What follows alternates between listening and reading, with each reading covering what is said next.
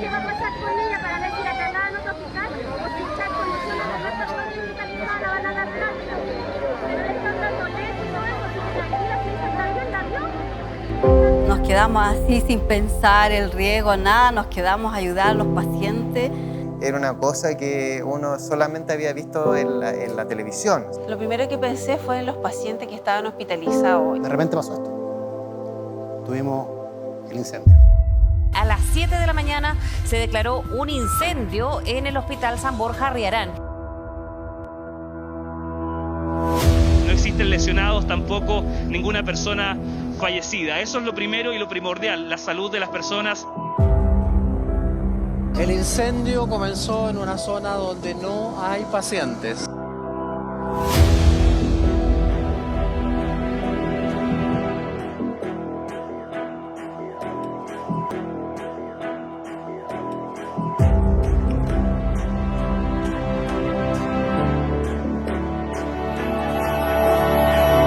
Nosotros teníamos dos escenarios que eran los más críticos. Uno que era tener un terremoto en pandemia y el otro tener un incendio en un hospital en pandemia.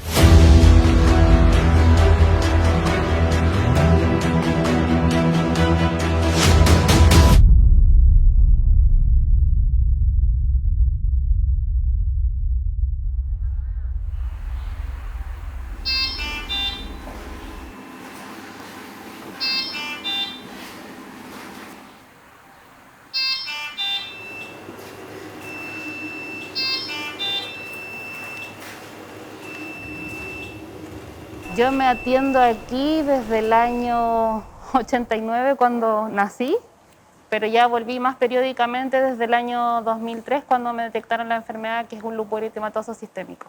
Llevaba 3 días hospitalizada. Como era día sábado, ese día dormía hasta más tarde estando hospitalizada porque me tocaba diálisis y que generalmente me despertaba temprano.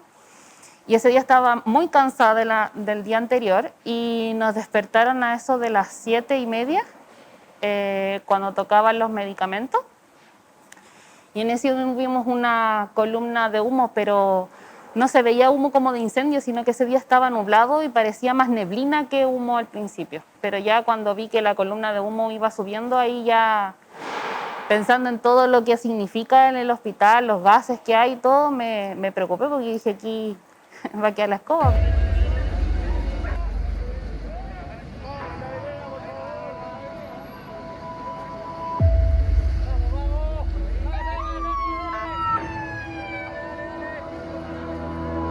Había un olor donde te picaba mucho la nariz, mucho, y uno de los enfermeros que estaba a cargo ese día en ese turno era bombero. Entonces él dio las primeras indicaciones de que ya sí era un incendio.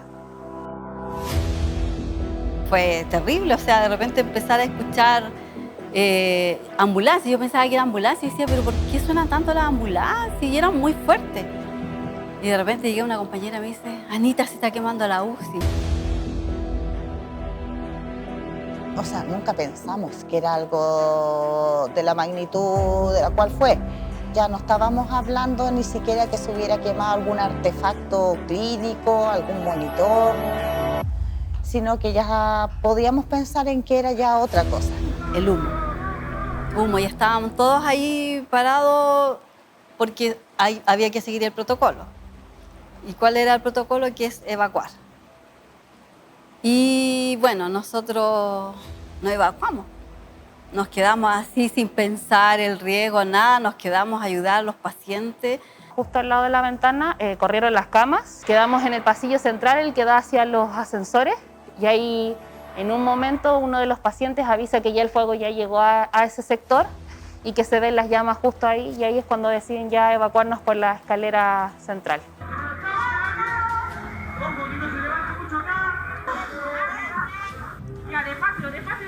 Yo ayudaba a evacuar junto con los colegas del 7º piso.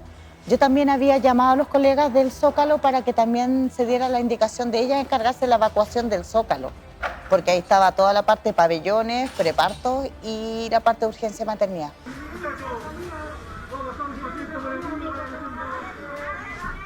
Fue súper complejo porque a medida que íbamos bajando se cortó la luz. De ahí yo evacué y nos dejaron en el patio de las ambulancias en un principio. O sea, es emocionante ver el compromiso de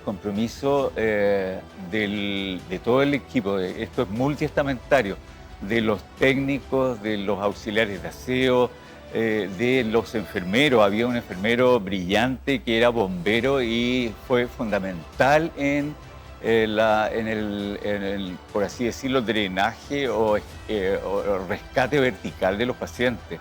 Organizar primero cómo era la cadena que íbamos a, el resguardo de las fichas clínicas, el resguardo de los antecedentes, ponerle un título a todos los pacientes con el nombre, ver cada patología de los pacientes, categorizarlos por riesgo y de ahí irlos dejando en alguna de las carpas que fueron siendo instaladas o simplemente sentados en su silla, y los que podían irse se podían ir con familiares, y todo eso había que coordinarlo y se llevaba registro de cada acción que se hacía, registro del nombre, registro de la hora del traslado, de la hora del alta y dónde se fue, y después para poder después elaborar una planilla y hacerle el seguimiento a nuestros pacientes.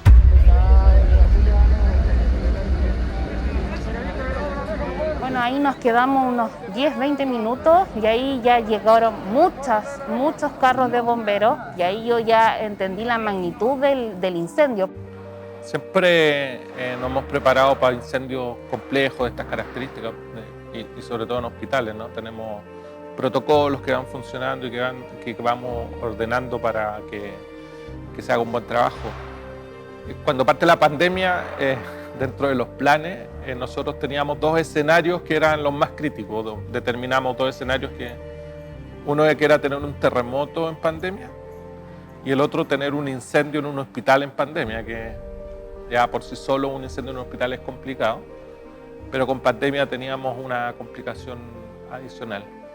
Lo que uno se imagina es lo complejo, el riesgo del COVID, las personas que trabajan en el hospital, las personas que están hospitalizadas, el trabajo de los bomberos y por lo tanto uno, en mi caso particular, con un escenario, una imagen de un incendio complejo y que íbamos a tener que hacer mucho esfuerzo para salvar vidas y para poder controlar el incendio.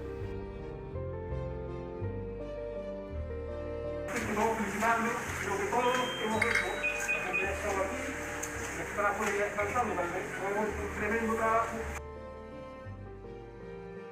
Súper complicado. Nosotros vivimos desde el punto 1 el incendio.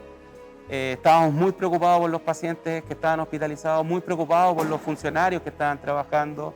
Estábamos preocupados de que esto pudiese explotar y generar un daño más profundo. Fue un trabajo súper lleno, pero en equipo, siempre. Nosotros ese día nos quedamos hasta las 2 de la mañana repartiendo once, sándwich, bebida energizante a los chicos de bodega, la subdirección administrativa, recursos humanos que estuvieron todos de lleno aquí colaborando hasta tarde. No, fue un tremendo trabajo en equipo. Los otros gremios también participaron mucho. Los vimos bien comprometidos a los chicos también ahí ayudando en todos lados. Acá es impresionante que no hubo diferencia. Acá no habían médicos, no habían técnicos, auxiliares. Éramos todos uno. Fue una tremenda organización de parte de los trabajadores que estaban en turno y de todos los que llegamos a acudir el incendio. Cuando ya había pasado toda esta vorágine, cuando ya habíamos evacuado a todos los pacientes, cuando teníamos la adrenalina full, recuerdo que nos sentamos un rato y era chuta. ¿Y ahora qué? Salir del hospital y ver el hospital cerrado con un candado, porque estaba cerrado con un candado y absolutamente vacío, era... ¿Ahora qué hacemos? El hospital, evacuamos los pacientes, hicimos todo, pero se nos quemó y está cerrado. Hay que abocarnos inmediatamente a trabajar y iniciar una tarea muy compleja en 2 ámbitos. Uno que era darle continuidad a la atención y otro a trabajar en la recuperación de la infraestructura. Colocamos nuestro centro de operaciones en la escuela del frente. Llegando al colegio, digamos, se dispuso la información para que los familiares pudieran asistir y fue ahí donde empezamos cada una de las unidades de trabajadores sociales, digamos, en los servicios que habían sido trasladados, nos dispusimos entre todos, digamos, a hacer un registro del traslado y las derivaciones de los pacientes. Se habilitó un teléfono de mesa central, la activación en las redes sociales, buscar la mayor cantidad de canales, pero que también estaban siendo trabajadas por los equipos de orientadores, que ellos cumplieron un rol bien importante también, principalmente porque eran la primera, digamos, la primera cara, digamos, de los pacientes que venían a consultar por diversidad de cosas, tanto de manera presencial como de manera telefónica. Así que yo te diría que el trabajo ahí fue un trabajo bien en conjunto con el departamento, con el equipo también de atención al usuario, los orientadores, orientadoras, el tema de la habilitación de este call center, de esta mesa central y de todo el equipo, digamos, de atención de manera tanto presencial como de manera telefónica. Intenso, porque había que ir y venir, ir y venir, ir y venir, recorrer, coordinar, conocer gente nueva, armar equipo nuevo. Nadie se conocía con la gente ni del MinSal, ni de la OPS, pero armar equipo rápidamente, identificar quién hace qué, quién es bueno para qué, quién sirve para qué y cómo enfrentarlo rápidamente, porque hay que pensar en las distintas etapas. Había que pensar cómo nos volvemos a parar, qué está pasando por mientras, dónde nos reubicamos y ya pensando en el primer día, cómo vamos a reconstruir esto. Bueno, ahí diferenciamos primero las áreas de la torre, que lo primordial era volver a abrir la torre. La torre porque estábamos con COVID, entonces necesitábamos abrir la torre pronto, pero de forma segura. Vivimos nueva experiencia que nadie ha vivido, yo creo, en salud, que es mudarse. Y literalmente mudarse. O sea, es un camión de mudanzas que vino al hospital y estar todo lo que teníamos y lo que necesitábamos para abrir cama y llevarla a otra casa, que era el Hospital Metropolitano. Y nuestros propios funcionarios que habían estado evacuando a los pacientes el día anterior, bueno, ahí estaban, recopilando todo lo que necesitaban, yendo a otro hospital y abriendo estas camas en otro lugar, que no fue fácil. Fue una experiencia compleja, pero quiero destacar la entereza de los equipos, la vocación de servicio público de ellos, de que a pesar de las dificultades que vivieron, ahí estaban, por nuestros pacientes. Había que atender, teníamos que traernos a los funcionarios de vuelta. Nosotros veníamos a limpiar, a ayudar a limpiar, porque lo único que queríamos era volver a nuestra casa. Después de tu familia los ves a ellos, conversamos, trabajamos, lo pasamos bien, lo pasamos mal, tenemos urgencias, no tenemos urgencias. Es la mitad de tu vida la que está acá también. Vinimos con mis compañeros a hacer aseo en la UCI, en intermedio, porque ya dijeron que se iba a habilitar intermedio solamente, y quemado. No, nosotros veníamos a hacer aseo igual, todo. Nuestros funcionarios que estaban en otros hospitales, nuestros usuarios que estaban en otros hospitales y que nos transmitían y veíamos el esfuerzo que realizaban, pero la imperiosa necesidad de volver a su casa, nos hizo comenzar a trabajar en algo que se veía muy difícil, que era abrir el hospital en menos de 3 meses.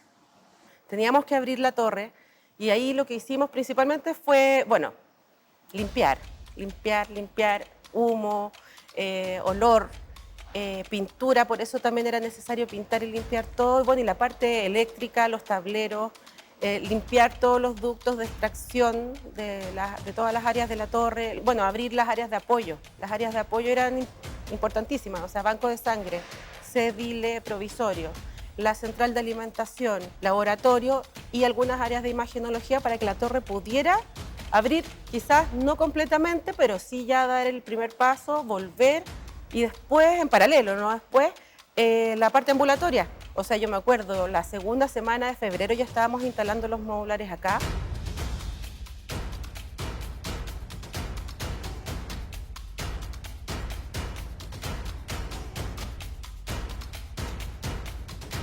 Y empezamos a construir un hospital modular a nuestra necesidad. Empezamos de a poco, ¿cierto?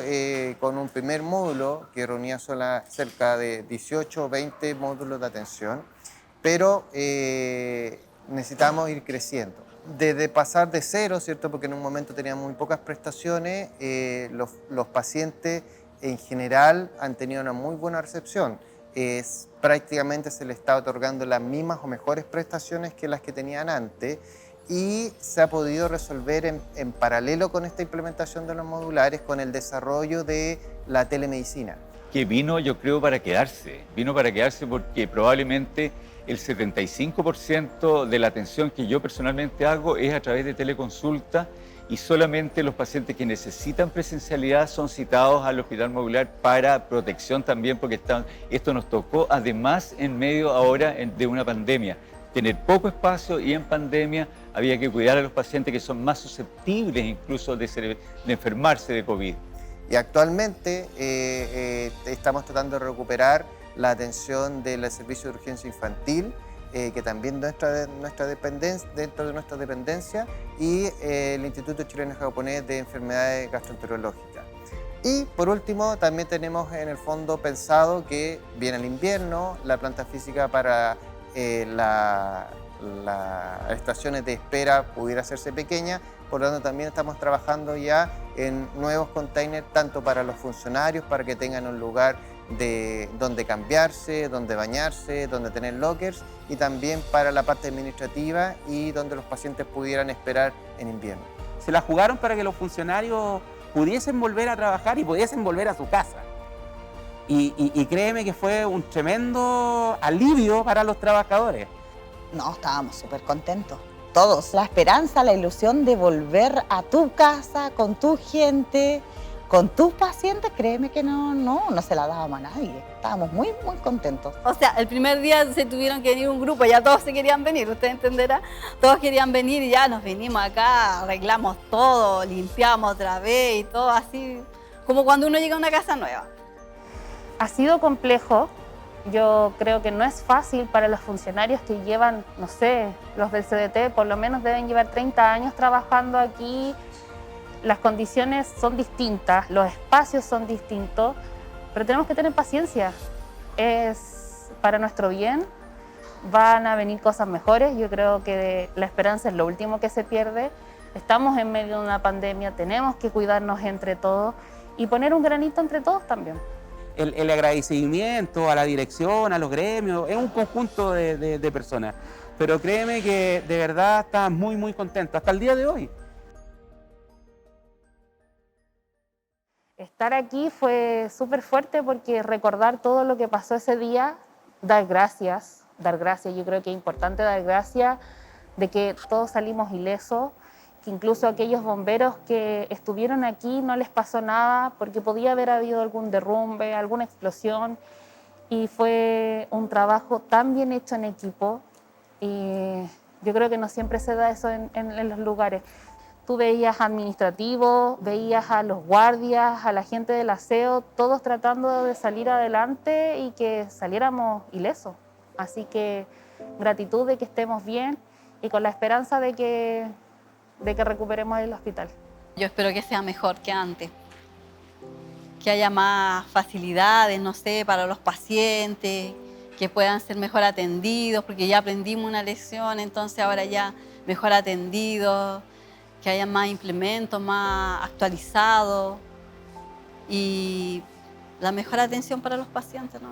Un hospital cálido en la atención, un hospital integrativo, un hospital con estándar de calidad de lo que merecen nuestros pacientes, un hospital moderno. Solamente veo un futuro luminoso, un futuro que todos nos gustaría que se concretara a la brevedad, y tenemos la seguridad que de aquí a 2 años, ¿cierto?, vamos a estar con un hospital nuevo. Yo sueño con que nos vamos a quedar acá con el hospital, la reposición del hospital, aquí.